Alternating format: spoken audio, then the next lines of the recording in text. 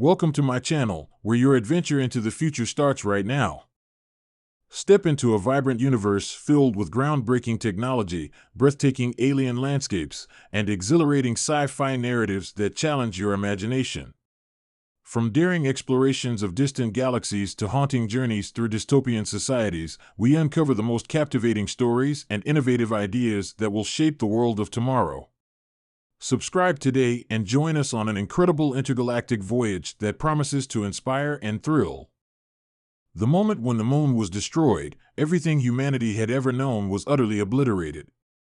The Earth itself trembled under the violent shockwaves that radiated from the catastrophic event. What had once been a constant in the sky, a silent sentinel, hanging above the planet for eons, was suddenly gone. For millennia, the moon had provided stability to Earth. It controlled the tides, ensured that Earth's axial tilt remained steady, and even regulated the length of days and nights in ways humans took for granted. The moon's gravitational influence helped maintain the precise conditions that allowed life to thrive, and its absence would soon make it painfully clear how deeply ingrained this cosmic partnership was in the survival of all earthly life. Without the moon, chaos emerged from the seemingly stable environment that humans had come to rely upon. The tides grew unpredictable. Coastal cities that had once thrived on predictable patterns of high and low tides were swept away in unrelenting floods, as water surged in ways no one could have anticipated. Earthquakes rumbled across the globe, shaking buildings that had been built with the unspoken knowledge that the forces of nature, though fierce, were always just within predictable boundaries. Oceans rose with terrifying regularity, while wildfires ravaged forests as the atmospheric conditions that had been finely tuned by the moon's subtle influence went haywire. This was the Earth turning against its inhabitants, as though nature itself was avenging the cosmic destruction. Yet, while the physical destruction was horrendous and immediate, it was the mental and emotional toll that followed that was truly staggering. For human beings, long accustomed to the lunar cycles that had shaped their understanding of time, the loss of the moon was nothing less than a violation of the natural order. The rhythms of life, from sleep to seasons, from agricultural cycles to cultural traditions, were all inextricably tied to the lunar phases. In the wake of its destruction, humanity felt as though a vital organ had been ripped out of the collective consciousness, and they were left to contend with the absence, the emptiness that replaced it. The psychological damage caused by the moon's destruction was even more profound than the physical catastrophe. The human mind, fragile as it is, had adapted to the presence of the moon over eons, and without it, the very fabric of existence felt unstable. People who had once depended on the moon's light to guide them through the night were now enveloped in darkness. There was no way to measure time accurately, no celestial marker to guide them through their days and nights. The absence of the moon disrupted circadian rhythms and sleep patterns, throwing off the biological clocks that had governed human life. At first, this seemed like a minor inconvenience, but as days turned into weeks and weeks into months, the effects began to wear down on humanity's collective psyche. A growing sense of dread and confusion gripped the human race. As their minds struggled to adjust to a new world, some people began to experience strange dreams and hallucinations, visions of cosmic desolation and voids that stretched endlessly across space. Others simply gave up, their spirits shattered under the weight of the unknown. But for some, those who had always existed on the fringes of society, the absence of the moon felt like an invitation to embrace the madness that had always simmered beneath the surface of human civilization. These individuals, the so-called Deathworlders, had always existed on the margins, surviving in a world where nature itself was constantly hostile. From the most ancient ancestors who had fought against the harsh forces of the planet, to the modern humans who had adapted to industrial and technological advancements, the Deathworlders were those who had learned to endure no matter what. They were the product of centuries of survival against overwhelming odds, a species forged in the crucible of a hostile world. Yet even these hardened survivors found themselves unprepared for the sheer scale of the loss that the destruction of the moon represented. For the Deathworlders, the moon's destruction wasn't just a scientific anomaly or a cosmic event, it was an existential crisis. It was as if the universe itself had turned on them, revealing how insignificant and fragile they truly were. A world built on the presumption that natural forces could be controlled, predicted, and harnessed was now slipping out of humanity's grasp.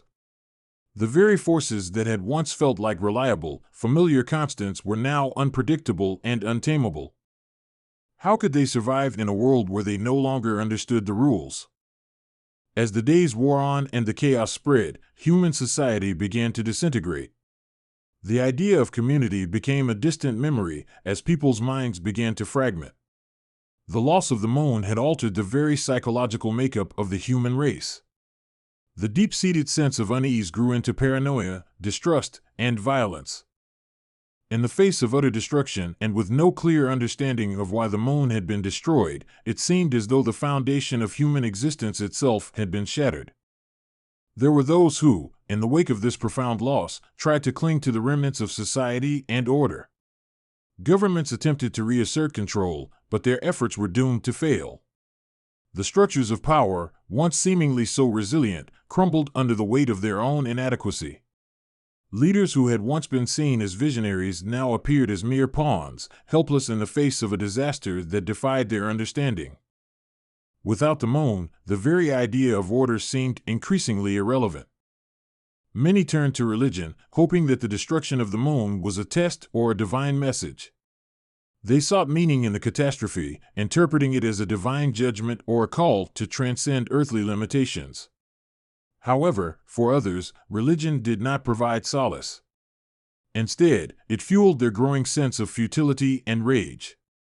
In a world devoid of cosmic order, the lines between good and evil, right and wrong, blurred beyond recognition. Some saw the destruction of the moon as proof that the universe was indifferent to humanity and that the rules of morality and survival no longer applied. Meanwhile, others embraced a more nihilistic view of the world. The Deathworlders, those who had already endured unthinkable hardships, began to fall further into madness.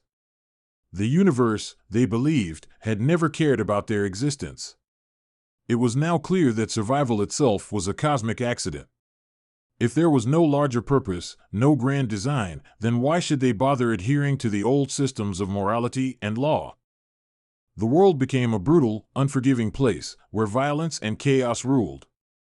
Human civilization had collapsed into a primal state, where the only law was the law of the strongest. But within the madness, there were pockets of humanity that refused to give in. They did not accept the moon's destruction as a sign of the end, but as a challenge to be met. They began to understand that in the face of the cosmos' indifference, they had only one thing left to hold onto their ability to adapt and survive. These survivors, though few in number, became the bearers of a new hope. They understood that the loss of the moon had not ended their world, but had instead opened the door to a new chapter in human history. It was up to them to rebuild, to discover new ways of living that no longer relied on the celestial cycles they had always taken for granted. For these survivors, the moon's destruction was not just an end, it was an opportunity. They set about developing new technologies, methods of governance, and forms of social organization that could thrive without the moon's stabilizing influence. They explored ways to adapt to the changing climate and new gravitational realities. In the absence of the moon, they found new ways to measure time, new ways to understand the world. They understood that while they could not undo the destruction of the moon, they could control how they responded to it. Yet for all their ingenuity and resilience, the survivors were constantly reminded that the universe was far more powerful and indifferent than they had ever realized. No matter how hard they fought to survive, no matter how much they adapted, they could never fully escape the reach of the cosmic forces that had brought them to this point. The universe, they realized, was not a place for those who sought comfort or safety. It was a place for those who could endure, who could face the unimaginable and keep moving forward. The loss of the moon, and the madness that followed, transformed humanity forever. The survivors who emerged from the wreckage of the old world were no longer the same people who had once relied on the moon as a guiding force. There was something new, something born of the chaos, the insanity, and the struggle to survive. They were the true Deathworlders, a species that had learned not only to adapt to their brutal environment, but to find meaning in the face of an uncaring universe. And so, humanity's journey continued not as the masters of their world, but as survivors of a world that had revealed its true nature. The loss of the moon was just the beginning, and in its wake, humanity was left to redefine what it meant to live, to endure, and to hope.